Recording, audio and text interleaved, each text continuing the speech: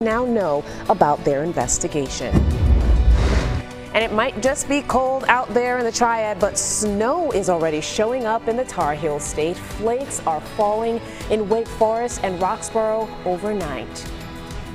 Time now to get a check of your forecast. First at noon, it's the big talker, Jacqueline. Just everyone trying to figure out what the heck are we going to get as we head on into this weekend. Yeah. Is it's not going to be like what we saw this past weekend, so okay. It won't be that bad. But what we could see is some icy, slushy roads as we head through the evening tonight and into tomorrow morning.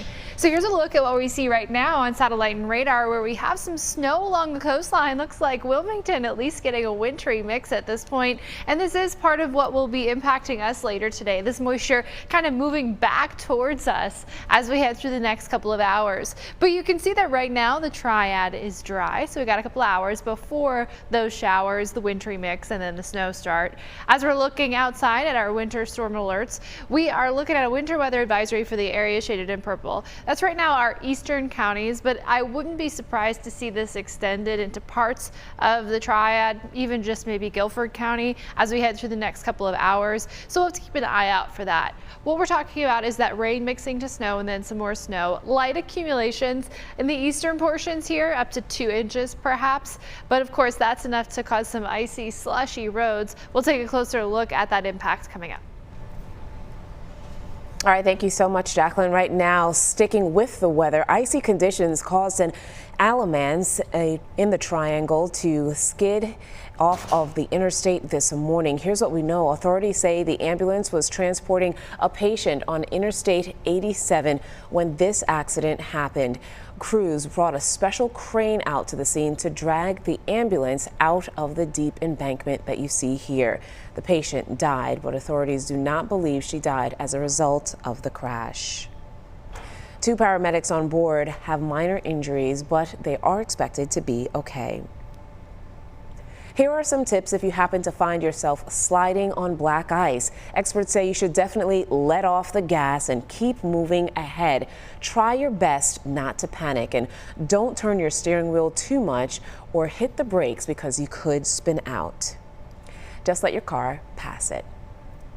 The cold weather isn't just being felt here in the Tar Heel State by any means. Bitter cold temperatures are greeting millions across the eastern half of the country this morning, as threats of ice from Texas through the southeast could make for some dangerous travel conditions heading into the weekend. Emily Akita has the very latest. It's an Arctic blast from north to south, slamming millions of people with the cold, bitter cold.